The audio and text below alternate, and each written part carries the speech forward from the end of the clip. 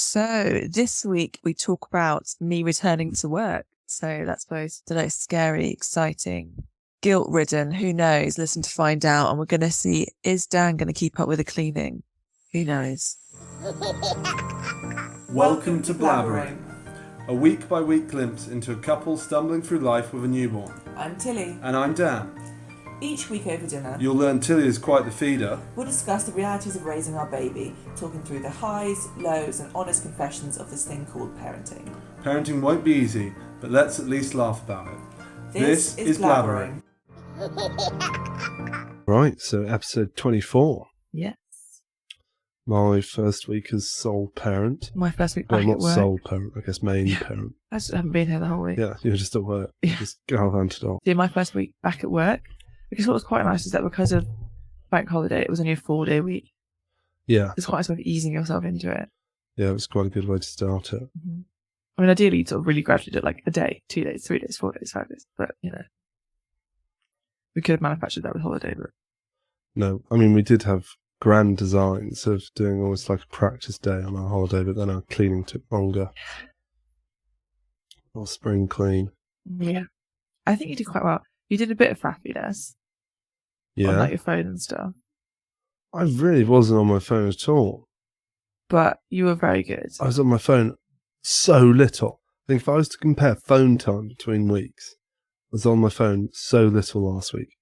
So it does help, guys. The Pokémon, they absolutely destroyed the app by releasing a whole load of new cards that invalidate the previous set of cards. So all my decks were made for the previous set of cards that have now been made illegal. And I can't be bothered to go back and change all my cards. And I'm really sad about it. So I've basically stopped playing, and Tilly's really happy, but just faking being sad.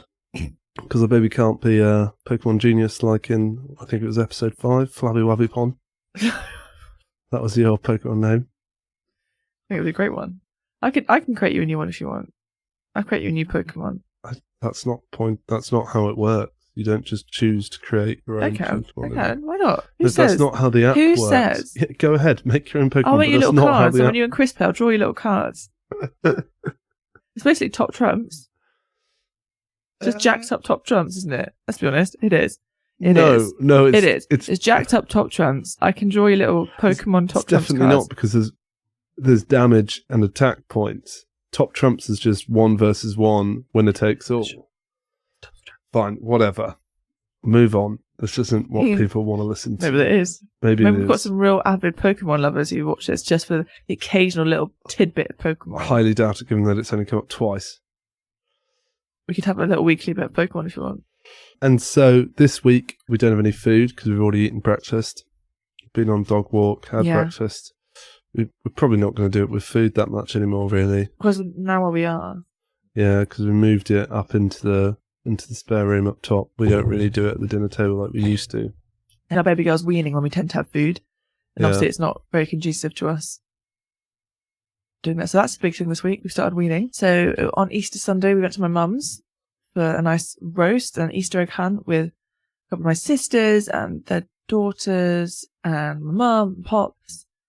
And yeah, Bubba had her first food, which was carrots and broccoli.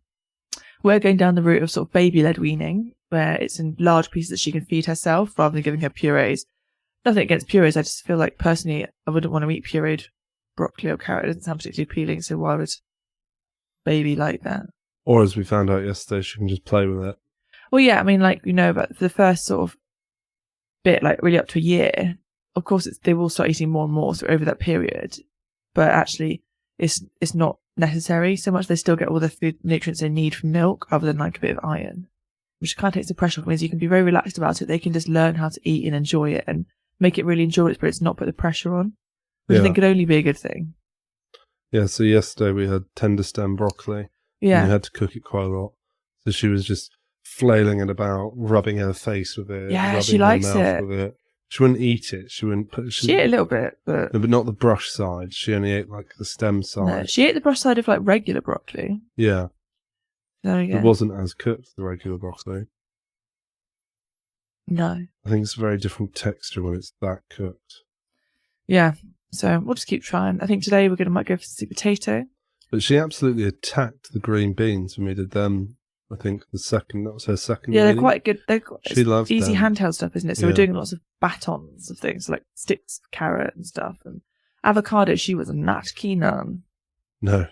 But it's a weird texture. Tomatoes she liked, but she couldn't quite grasp doing them herself, so we sort of had to hold them and then she would eat them.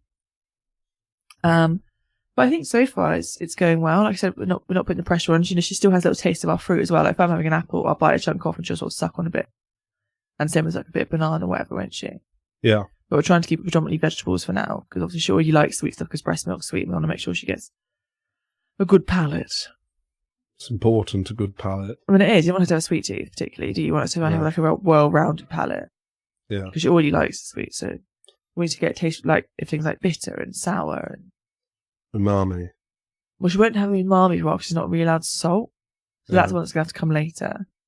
But people tend to like salty stuff. But no, it's been quite fun, isn't it, this week? Fatty's enjoying it because he gets lots of like scraps afterwards. He gets to clean up afterwards. Yeah, our trick is making sure he waits until she's finished. Because otherwise he'll just tilt over the high chair to get to the food. So, yeah, it's training for everyone. Yeah. But no, been enjoying that. But the big thing has been the sort of changeover of working to parenting, isn't it, really? Yeah. You know, since Tuesday I've been back in work and you've been main caregiver. Yeah. And attempted main housekeeper, but it seems like I haven't done that great of a job. I think you've been bad. The thing is, you were lucky. You've gone into it where the house is already in a really good state. And so there's a lot more leeway for you to be slack. That will very quickly disappear if you don't keep up with it.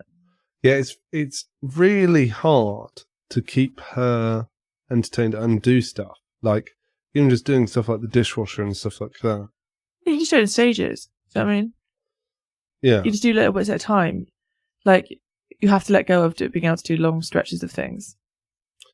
Yeah, no, I like to just be able to just do things. Mm-mm. I need to do them when you're breastfeeding. Yeah. Whereas what I tend to do is be like, nice, relax, chill out, go on my phone. And exactly. It's like, no, the dishwasher needs to be done. Mm-hmm. But that's fine. It's to learn. It's your first week off. So, like, just generally, you're not very good at cleaning. No, I'm pretty poor at cleaning. My beef with Dan is that he just doesn't put things away or clean them up as he goes along. Like, say he takes off a t-shirt, that just gets left on the side. And not to be picked up later. But just be left on the side until I pick it up. That yellow t-shirt wasn't worn by me, it was worn by Fatty because he's got some sort of cut. And I did mean to take it up, and I'm sorry. That was meant to go in the wash. I put it there because I meant to throw it up the stairs. Equally, packets will be left. So he'll be like, I'm done with that cereal packet, so I'll just leave it on the side. I won't put it in the recycling. I'll just leave it on the side. Yeah. I know it's because you don't see it. But it is frustrating. I can imagine, yeah. Was it a while ago you should just do what the police do with like those fly tipping stickers and police aware. Just get your own stickers that say Tilly aware, and I'll be like, oh, that's something's changed. And I'll see this bright yellow sticker that says Tilly aware, and I'll be do it if that's gonna work. I'll do it. Like an even more passive aggressive version of Post-it notes. I'll get aggressive. I'll bypass passive. My favourite thing is when I put things on the stairs to go up and you just go, can you, Tilly, it's really in the way on the stairs. I'm like, that's so you take it up with you. Yeah, I know, but love, you go up the stairs as many times as I do. You never take shit up. I do. If I've not got There's Bubby... stuff there for ages, even when you don't have a baby. I do take stuff up. So you can't claim that you see it every time. If I've not got Bubby, I take stuff up.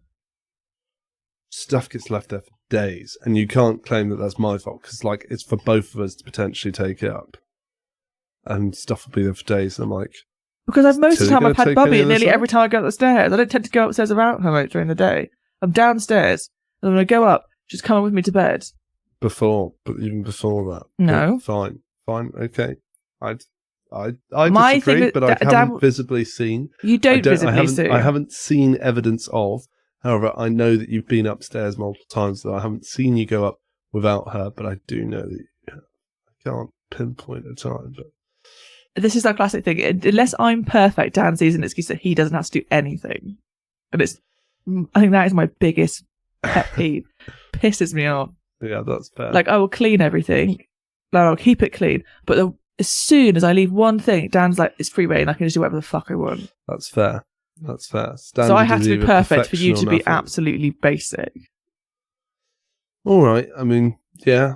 Yeah, I mean, you've got to take basic is potentially a bit extreme, No, but it's not. agree with the. It's not. I do agree with the It's not extreme. main point of it. Mum hadn't raised you right. You ain't doing the cleanest. You can see I'm getting frustrated. This is. Otherwise, you're a very good husband, but that stuff annoys me. Yeah, I'm not very good at keeping the house in order. No. No, you're not. I turn away. Said my piece now. Is that what was that the thing that you wanted to talk about yesterday? No, I think the main thing I was talking about is how's your first week has been, wasn't it? Oh yes, how's my first week been? So, like you say, Monday was bank holiday, so that was easy. Tuesday you were here, so it wasn't really. Well, only Wednesday then Joe was actually in the office. Yeah, so Tuesday was pretty simple really, because she also wanted to feed quite a lot. So Tuesday wasn't that big of a deal because she was basically on you sleeping most of the time. Wednesday, yeah, you were in the office. She was actually really good Wednesday. We went out for quite a lot of the day. Tend to just do an awful lot of walking. And I've got your step count's going right up, isn't it? Yeah, it's now like minimum 15,000 off and 20 plus, just because like yesterday I just decided to walk into town to go become a library card member. So now I'm a member of the Reading Borough Council Libraries. But instead of going to my library that's 10-15 minutes away, I decided to walk all the way into the Central Reading Library to sign up. So that was like a 2.5 hour round trip. What's that one? I've not been in that one. It's massive. It's 3 floors. There's even art. It's got multiple languages in it, so it's pretty impressive. It's got printing if you want. Yeah, printing.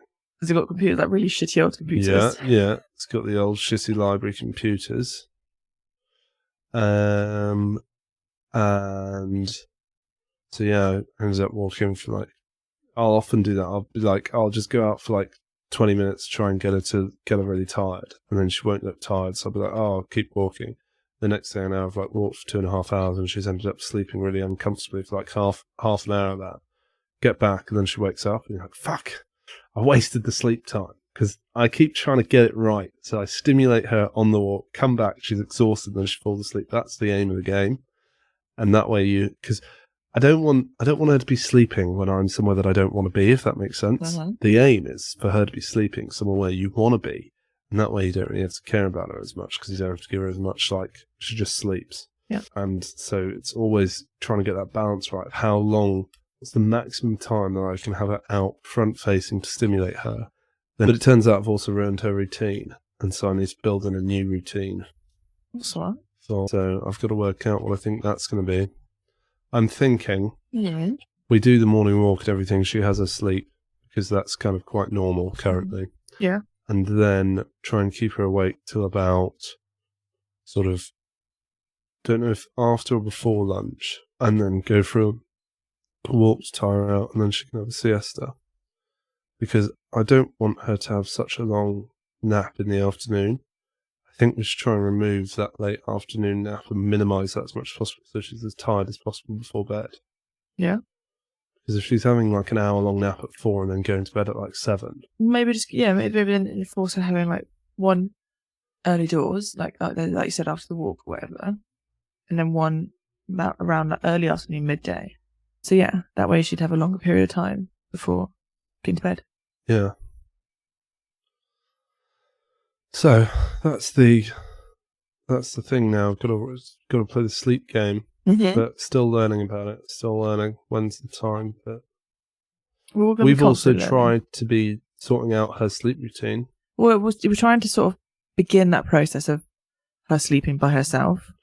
We started quite well beginning of the week. The last 2 nights didn't go too well. Friday and Thursday night. Yeah. So the idea is that up until now we've sort of all gone to bed together. We've had a sleep window whereby we go up to bed somewhere between 8 and 9. We come down from bed somewhere between 6 and 7. Yeah. And that way we have roughly 10 hours because we know that she's going to disturb our sleep. And so we kind of get 8 hours of broken sleep, as it were. Well, fine, 7 hours, whatever. But you get a lot longer than you think, as it were. But now we're trying to have her go to bed at 7 and us go up a bit later. And so she kind of falls asleep on her own. And that way we can start actually getting some of our own time back, not always with baby girl on us. Yeah, so sort of have our evenings together. And obviously, I think the first night she managed to sleep for an hour, and then she woke up, so we had to go back up and then resettle her, and just sort of stay upstairs at that point. And then the second night, I was feeling rather handsy and was giving you some smooching. You were. And then, I was like, got the cock block stroke again. The cock block. Yeah, But she's straight in. We did manage to have some pum straight at the room on Thursday. Yeah, when your mum was round. That's going to be our pum day, isn't it? Yeah, so that's our second time having sex since she's been born. That can be a weekly occurrence. If we can manage once a week, I'm kind of happy with that for the time being. Yeah, that's true. There's a good book that I need to read by the Gottmans, who are these relationship therapists and have been for a very long time. Yeah. And they've got a book called... How to Shag When Your Baby's in the Room. No, it's called And Now There Are Three, I think. So basically... And it's about like marriage, or it's like, and now you have a child. I can't remember what the name is, but it's about how your relationship changes once baby's born. Well, now I'm back at work, we're going to start looking into getting our relationship therapist, aren't we? Yeah. Couples therapist. So there's a few things that we need to watch, because they've got an interesting program, the Gottman as well. They did an interview with Diary of a CEO guy, who's someone that I find quite frustrating. I don't really like him very much. But that's not going to lambast somebody on my podcast who's a much better podcaster. He's a very good podcaster. I just don't like other aspects about him. Incredible interviewer. Incredible interviewer, but I just don't like other aspects about him. And yeah, so he's done an interesting interview, so we should watch that. Okay. And I'll just have to suffer through the fact that it's him with all his annoying mannerisms. I'm sure you can suck it up. Yeah. But yeah, so generally I think this week's gone quite well for our first week. We're finding our feet, aren't we, with how it works now? New routine, all that sort of stuff. Yeah. How have you found going back to work? I found it quite mixed. Yeah? Yeah. Like, I like getting back into the swing of things. I like being busy and working hard. So I've liked that aspect of getting back into my work. I think it was definitely easier once I moved myself upstairs. I'm definitely going to stick to working upstairs, because I find it much harder to ignore her than you do. So if I'm downstairs with you and she's upset, I very quickly get distracted a lot easier. Whereas if I'm upstairs, I can sort of cut off it more. I can put my headphones on and sort of be like away from it. Yeah. So I think I'm just going to have to stick with going upstairs. So I'll give her maybe her early morning feed downstairs where she's going to sleep, hand her to you, then go upstairs.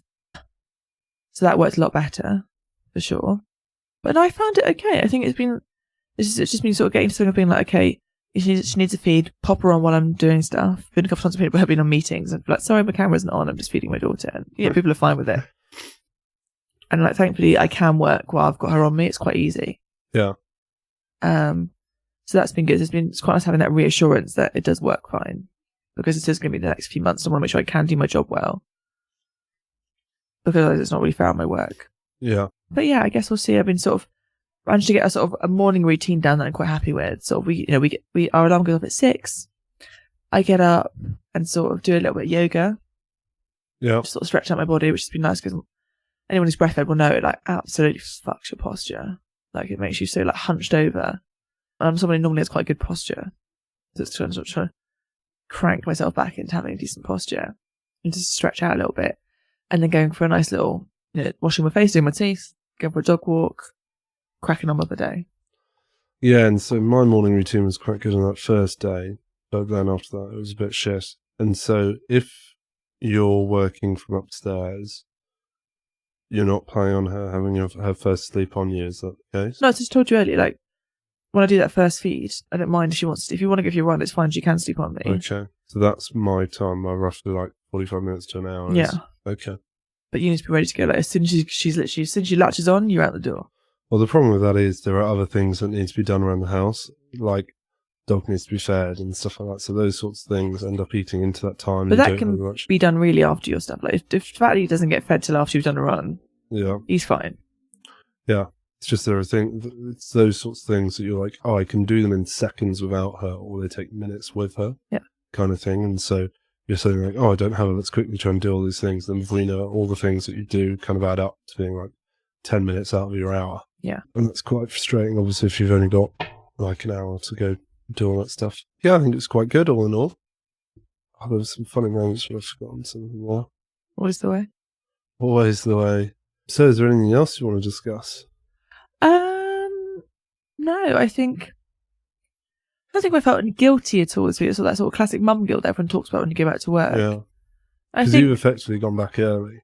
Yeah, I have gone back early. There are moments like when I'm doing my work and I sort of see you, I saw you outside yesterday and I could hear her giggling with you and kind of like, oh, you know, you want to be part of that. But I think that's always going to be the way. Yeah. And so it's not necessarily guilt. It's more just going, obviously, I'd like to be with her. Yeah. Not really guilt, it's more like missing, as it were. FOMO. Yeah. It's FOMO. Yeah, but I don't think that's ever going to go away. Yeah. So, suck it up. Get on with it. So, do you have any... What about on Wednesday then? Did you not have any then when you went in? You went into work? No, I think because I know she's with you, it's a lot easier. Like I said before, I think if I'd gone straight back into work, being on site every day, and her being in like a nursery or childminder or whatever, I would have had a lot more of that. Yeah. But I know she's with her parent. But we are looking at nurseries, aren't we, currently? Yeah, we've seen 2 so far. Both have been like okay, but not blowing our minds. No, I'm always taken back by the scale of the operation. Like when people say, I can't believe nurseries cost so much, when I can get around, I can. Yeah. Like the amount of staff, the amount of stuff that they've got to do. Like nursery, when I remember it as a kid, was just bundle a load of kids in a room and give them some toys. Nowadays, it seems to be so much more. Was it? I don't think my nursery was like that. I mean, I went to nursery in Portugal, so all I remember is getting my finger stuck in a plug hole. That's probably one of my earliest memories. And then the nursery teachers tried to hide it from my mum, and my mum was like, "Why has he got a red finger?" And I told her, and they're like, "No, he's lying. He's lying." My mum was livid. I think she switched nurseries after that. What I did like about that in Portugal, though, is milk and then mandatory siesta. I remember that. I think you still have... I remember having nap times in nursery and milk. We had milk and apple. Remember half an apple? Oh, yeah, stingy. Half an apple and a little carton of milk. And I remember one time the box of like milks came in and there was a caterpillar on it and we all fucking lost our minds. Oh my God, a caterpillar! It was very exciting. I remember learning about hot and cold. We discussed this. Yeah. Already. And lots of dressing up. Oh, okay. Lots of reading times, like lots of story time. Yeah. And the tiny, tiny bathroom stalls. And painting. But I do think that, like, yeah, they're quite a sizable operation, nurseries. Yeah. Because I don't remember them being as segregated in terms of year groups. I went to a couple of different ones. So I was at childminders to begin with. Yeah. Which I don't remember because I was too little. And then I went to sort of, I guess, yeah, like a mixed nursery that would have had different years, which was called First Steps in Bristol. And that was like a really massive open like hall, which they'd sort of like partitioned off in areas. But I think that was more of a mixture of ages. But then my actual nursery that was in my school, so like, you know, for the 1 or 2 years before reception, you could go to the nursery in part of the school. That was more of the same age groups as you were all sort of like 3 or 4, whatever age you are, in that sort of preschool bit. Because most nurseries are about 50 to 75 quid a day, aren't they? Yeah. Like some really high-end ones that cost a little bit more. I don't think any are 50, I think. Well, around here, none of them are 50. I think there were some that were about 55 to touching 60. Yeah. And then to about 70, most of them, the really high-end ones are like 75 to 85-ish. 95. Are they? How much was that? I've seen a few that have been 95. Crikey. And you can do like whole days and half days, but some of their whole days are a bit of a joke. They're like, what, 8 till 4 or something? No, most of them are like 7:30 till 6:30. Yeah. So you can really bang your kids in there for 11 hours and fuck off and have your own life. But I mean, that is helpful. If you were someone who had to commute. Yeah, and if you're a sole parent. Yeah. Yeah. Or like if we both just had a classic 9 to 5, we'd have to do that probably. Yeah. We could only get away with doing less probably because we work slightly different hours. Yeah. I work earlier, you work slightly, like, I guess, normal hours. Yeah. So you could do drop off and I can do pick up at an earlier time. Yeah. But if we both worked at classic 9 to 5 in London. Yeah. I mean, even though we don't, days that I would go into London, still have to drop her off at about 7:30, 8ish, and then you'd pick her up at about 4. So yeah, it's just the fact that you finish early. It's because you start early. But it is crazy to think that you can drop like a 6-month-old baby off for 11 hours. Yeah. That's how you get mum guilt. Yeah. I think I will. I think it might grip him more when we start having to put her in chub. Yeah. I think all in all, first week, not gone badly. And obviously we had my mum here on Thursday. Don't look at her. Funnies. Okay, I've told you, I've forgotten my funny. Good. I think I quite enjoyed Wednesday. I was actually pleasantly surprised about how the day would go. I was a bit apprehensive, obviously, with you being in the whole day, and then me having her. I wasn't sure how it was going to go. And so, we did lots of walks, we did lots of stuff, and she slept a lot, she ate a lot. It was pretty good otherwise. Low, a bugger in my back on Tuesday when I didn't realise how hard it is to carry her for like half an hour without, well, it was a bit more like 40 minutes without a sling. She gets quite heavy now. Yeah, so my back's been recovering since then because I also did a run that day, so my body was already a bit like, oh wow, we're doing physical exercise again, aren't we? And then carrying her around for 40 minutes without a sling was quite a bit of effort. So my back's still feeling a bit sore, even though it's Saturday now. Saturday. Oh no, we've got to watch out. I think we do that. I think it's close enough. Yeah. We'll get you to sing it, it's fine. I know Taurus are awful at cadence. And funnies, there was something that had me really laughing on the sofa that she did. Add it in later. You remember it? What was it, baby girl? What was it? Oh, it was funny this week. I'm just going to jump in on the funnies. Yeah. When you were doing stompy time with her when she's in her little bouncy thing, and then Fatty was sort of attacking you because she was getting worked up. Yeah, that she was hilarious. Absolutely losing her mind. So clearly she likes it when Fatty attacks her. So she wasn't... Oh yeah, I remember my funny. So she wasn't attacking me. Sorry, he wasn't really attacking me, but he's used to kind of... What will happen is we'll play sort of like almost it, where I'll chase after him, tap him, and then run back, and he'll chase after me, and then just spear me as a 60-kilo dog. And so he was quite confused by running on the spot and assumed that I was wanting to do the same thing. And so just would keep just jump attacking me, just spearing me.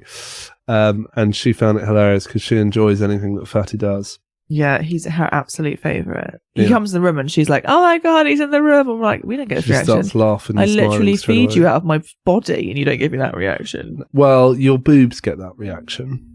Not that good. I don't get that good a reaction. You sort of look a bit happy. I don't get like elation. Oh, yeah. Boobs don't get elation, dogs do. So my funny actually was yesterday with the poo. So for whatever reason, Fatty Boy decided to eat a lot of grass while I was tree cutting because we were trying to cut down a tree at the end of my garden. So his usual poo spot has been currently covered by tree, which I need to try and work out how I get rid of all the cuttings. And so he couldn't get all the way back there and decided to just eat some random grass. Don't know why that made him eat grass, but now then when we went on our walk later, he tried to do a poo and ended up doing that horrible thing that dogs do where they end up having like strings of grass stuck in his ass, and he was running around trying to like get it out, and she was laughing hilariously while he was like trying to poo and move and do all this sort of stuff, and then I had to get the bag on my hand and try and grab the poo, and she was having a great time. She was finding it hilarious. You were in a little version of Scat Chat, wasn't it? Yeah, you were loving it. You were just laughing away while I was chasing him while he had a little shitty grass tail coming out of his arsehole. Mum and Pops also got a good laugh out of her, didn't they, when they were over on Thursday, which they'd not really seen her proper laugh before. Yeah. So they were very happy about that. So what's your highs and lows? You've done your funny. I don't necessarily have anything massively extreme from this week. Like highs or lows, really. No? No, not really. That was very hard to do Scat Chat. That's okay. Let's see, have we had any fun Scat Chats this week? You got to do your noise. Skiddly of Papa, Scat Chat. Probably do Scat Chat from the laptop. We did have fun because she's starting to wean. We had our first foodie poo. So we had a poo full of broccoli bits. That was Was that the broccoli bits, or was that something else? We had had two. We had the broccoli bits one like after Sunday, and then we had one yesterday that was just like we couldn't. The one yesterday was horrid. So we had like little dark slimy bits in it. Yeah, it was like boiled spinach. Yeah, but she's not spinach. Poo, yeah. And we wouldn't give her such a horrible texture anyway. I mean, she has to get okay with textures. She can't be like you. It's slimy. That's fine. Slimy textures are fine. It's part of food. Some foods are slimy, but there's a pleasure in that. As we find out, she should go to China for those. Mm-hmm. The Chinese very much like different mouthfeels, including things that we Westerners really dislike, like slimy, gristly. I think she's about to do a poo, so let's speed up. So this might be a live funny poo story at this rate. You have poo for us? Poopy. Any funny poo stories? No, I think we've just, cleaned them up. The science lab poo. I'm a scientist, and on a day I had to check on an experiment while my 2-year-old was with me. Of course, that's the time he chose to do a number 3. Number 3? What's number 3? I don't know. It went all over him and all the way down into his boots. I had to strip him completely and throw everything in the biohazard bin, thinking I was just popping in for a second. I'd left the baby bag in the car, of course, so I had to wrap him in a laboratory sterile mat to get him home. I would have taken a photo, but I was so angry at my husband.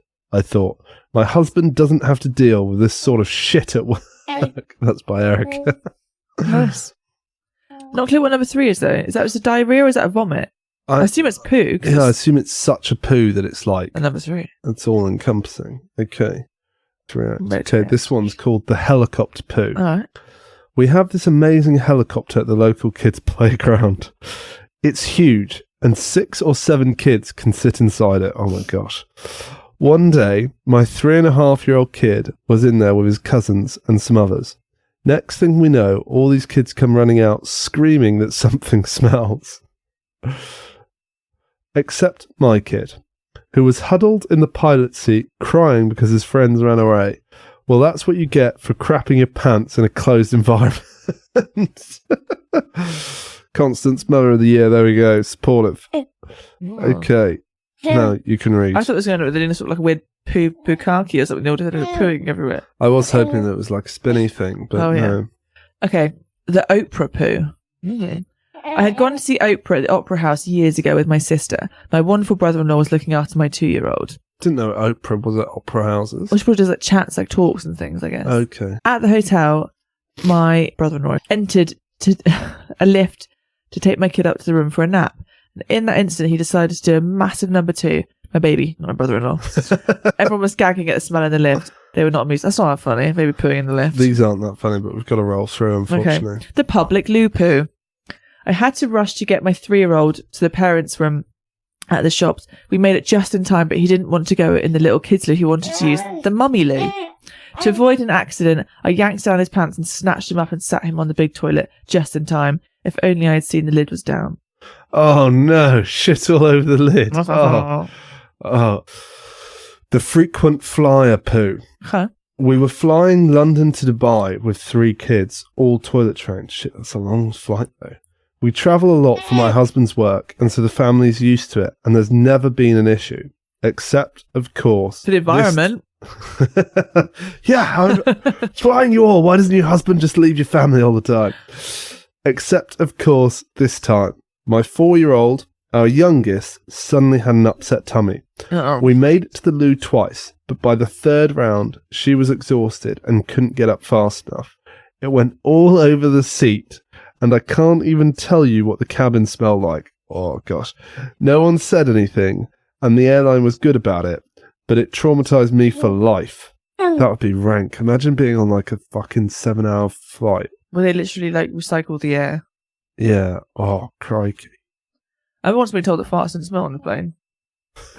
Well, maybe diarrhea does. Yeah. I think farts do smell on the plane. I think that's true. Someone be like, oh yeah, because the pressure the way they redo the air, you can't smell a fart on the plane. No, and I was like, the filters. It's that good. Okay, on that level, we've got a wriggly baby. Yeah, we do have a very wriggly baby. So, adios. Later. Dankeschön. Bye. Bye. Hi guys, thank you very much for listening. We really appreciate it. And If you're enjoying it, please let us know by leaving a review or sending us some feedback. The email is blabberingpod@gmail.com. We'd love to hear your stories, any feedback, any news, any thoughts. Also, you can find us on Instagram. The handle is blabberingpod. We're active on there as well, so you could DM us. And yeah, if you've got 5 seconds, please leave a rating. If you've got a bit more, please leave a review. The words are very helpful. And give us a follow. Cheers.